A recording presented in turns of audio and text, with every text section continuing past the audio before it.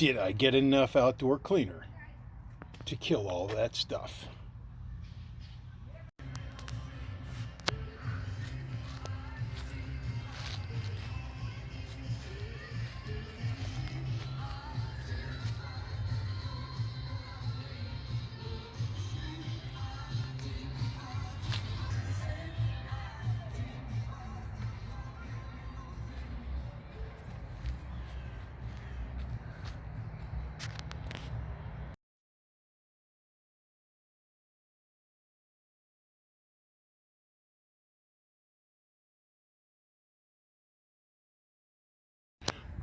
This attached pretty well and it had a pretty decent reach. This window had a lot of crud on it. Spiders, wasp nests, dirt daubers and such. And the direct stream of pressure that comes out of there was enough to knock most of it off. It was pretty gross. So I've got the smell of bleach right now, letting it sit there for a little bit. Now we're going to go ahead and see how this reaches over this first floor onto the second floor. It's reaching pretty well. Now it doesn't have the pressure to knock off any dirt daubers and such that might be up there, but let's see if the bleach does a good job of killing them. The slightest breeze may pose a challenge to this. And the angle that you have to hold it, you may not be able to have full use of everything in the bottle unless you're further back and you can hold it at a lower angle because it's already starting to sputter.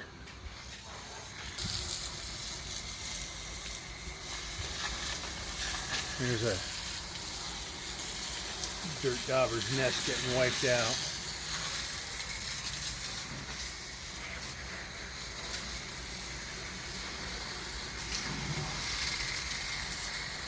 I almost have to hold the bottle level now to get any of the juice to come out, so it's time for a refill. So good news is it tells you exactly how much you should plan on being able to get out of it. So as I read the bottle, it's pretty accurate.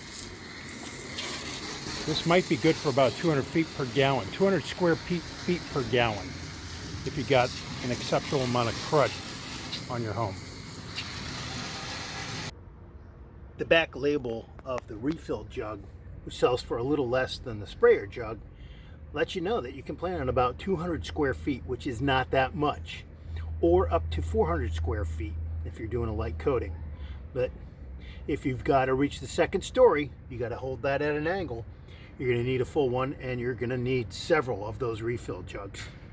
May as well go ahead and refill over areas that need that type of attention and little stronger dosage, so spillage can at least work in your favor. Unscrewing the cap, because it's got bleach, chances are it's going to have all, yeah, it's got, have a knife or something ready to pop that baby open or off when you're ready to refill. And if you're not at your own house, it's nice to have an organized truck that has the finer things in life, like a wine opener.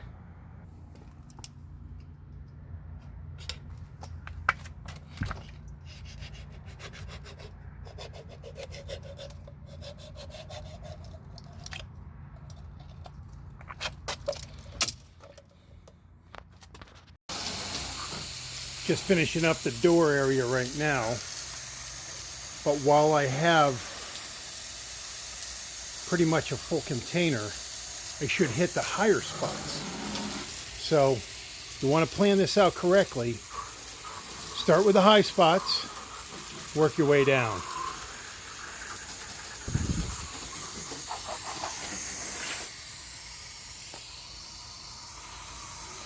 All right.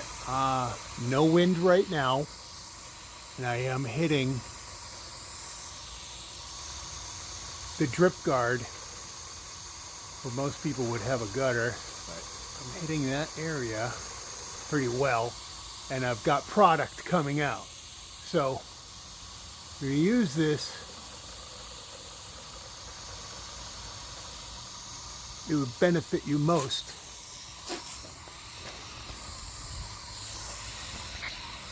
To hit the high spots first. You would think you'd want to hit high spots anyways to let it drip down. All right, you can see where some of this is already hit on other ones, but I'm already sputtering. So you don't get a lot of lifetime out of one of these sprayers. This is got a bit of algae on it.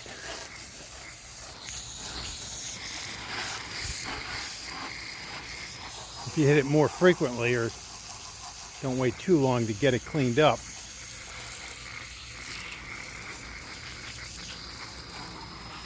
sure you won't have to go through as much. Oh yeah, you can see some nasty stuff dripping down from there.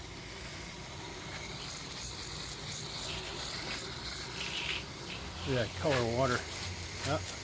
Yeah, I thought that was a piece of hay stuck up there. That's actually nasty algae dripping off the roof. Come back and hit that a second time, but I want to at least coat the house once with the cleaner, let it work as long as it can. In rinse mode, it has a bit more pressure, a little better reach. About 10 minutes that the product sat in this area. The fascia a little bit harder to get cleaned off. The wasps are flying around. Took out 2 wasp nests in the doorway area already. Now, it was only after about 2 minutes, I gotta tell you. That area right there that I'm hitting, that went from green to white. So it worked very well on the stucco portion of the house. Fascia, where it can hit it with a little more force with the product in it, a little better. See the water that's running off the roof now, a little bit cleaner. And it's still an area where this really should have gutters, but they just put fascia.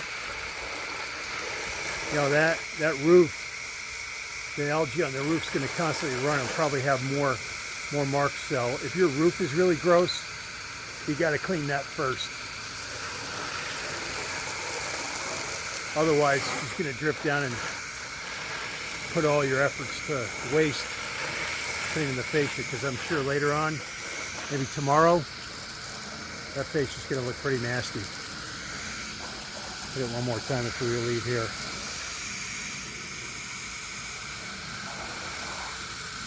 From what I learned on the last part of the house, I'm going to hit the high areas first with the product.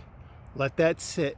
Then I'm going to rinse it and wait till it's done dripping. I'll move on to another part of the house if I have to, but I'm going to hit this high area, wait till it's done dripping after the rinse, and then I'll hit the lower area. That area right there above the roof, I'm not going to get that unless I have an absolutely topped off spray bottle. I topped off the bottle to see if I can reach that area now. I tried it out with the water only, without any product. It's got a stronger stream. Couldn't even touch that from the ground. So I'm going to have a little bit of vertical assistance. Lucky for me, I've got a truck where I can stand on this tailgate and hit that. All right, able to hit it now. The very top end of the fill point on the bottle. That's the farthest point. Oh man, come on.